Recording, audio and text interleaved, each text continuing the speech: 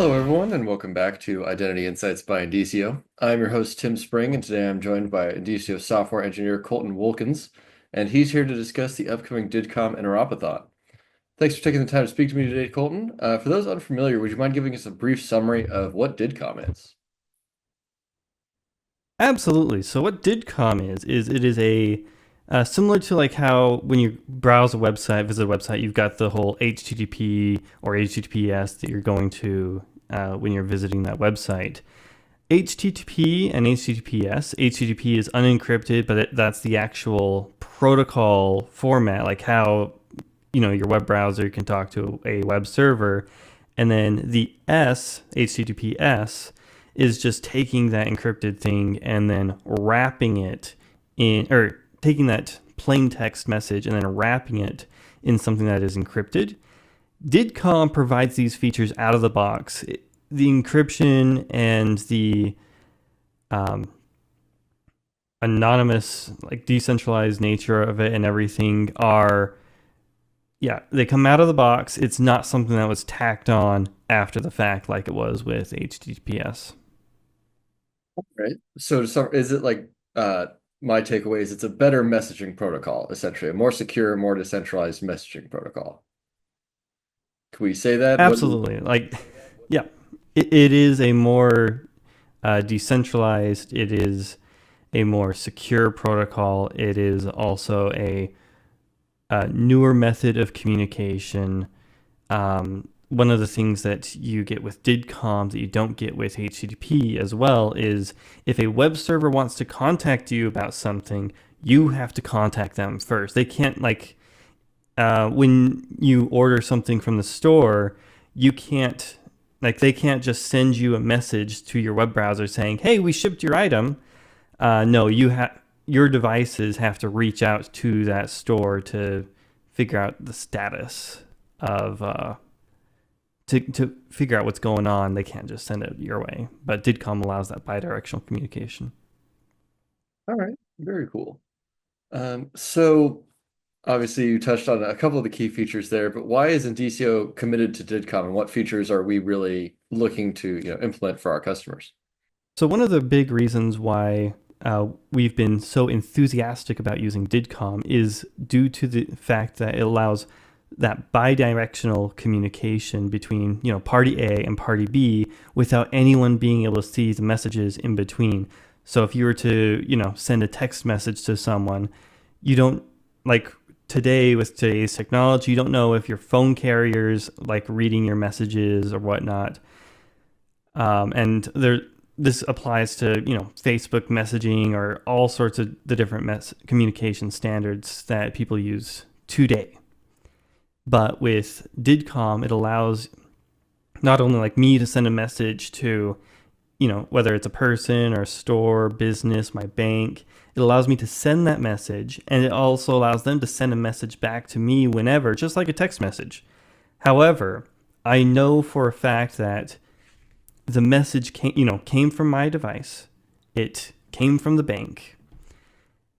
And I know that it's not somebody else sending those messages. It is the person who, I've already established that connection.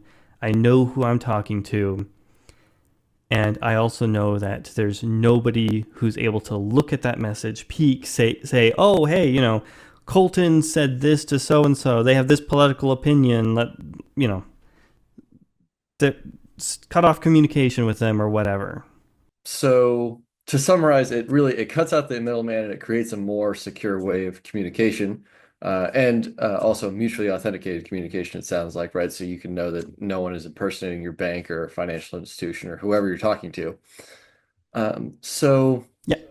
How many texts do you receive where it's like, hey, we noticed some transaction on your card from, Zion's Bank or whatnot. And I'm like, I don't have a Zion's Bank account. yeah, exactly. So looking at the Interopathon, which is happening next week, by the way, I believe the 12th of December, correct?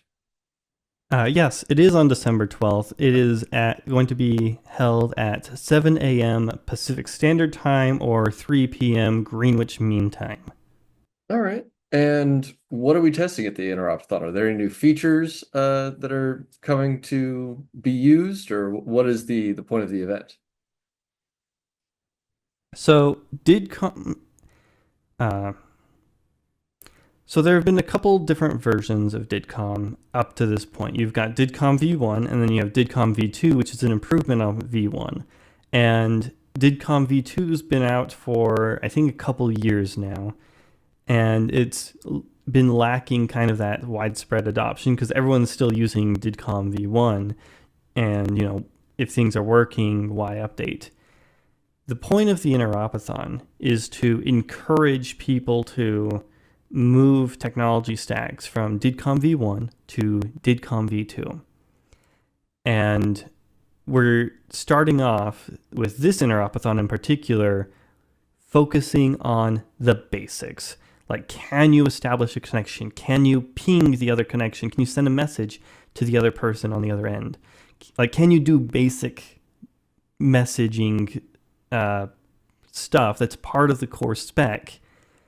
We're not focusing on all the like credentials or any of that. It's just, can you communicate? And then we'll work from there.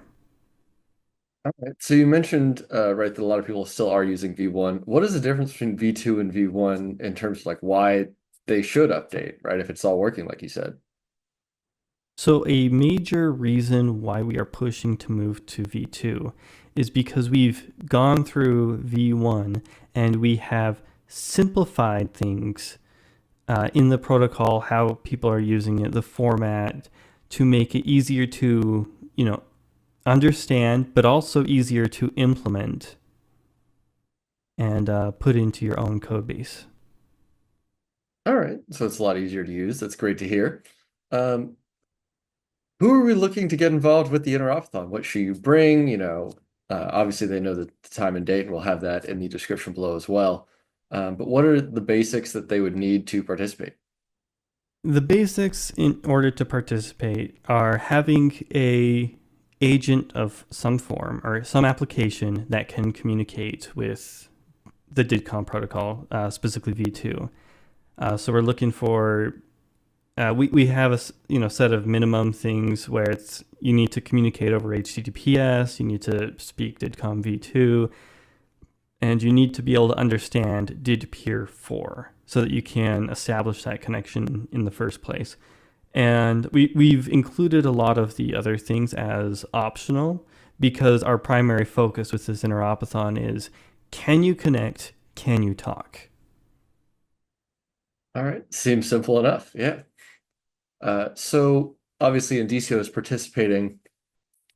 Is there anything else that we're bringing or helping to set up or hoping to test while we're there? So one of the things that Indicio is bringing to the table for the Interopathon, we have used this in the past.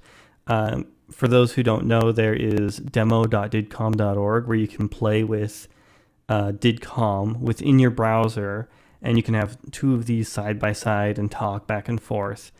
The technology that makes that possible is a mediator or a form of relay to relay the messages back and forth. And the relay that we use on demo.didcom.org is the Indicio mediator. That's the technology that we're bringing to the table to mediate those requests between different agents. Sounds good.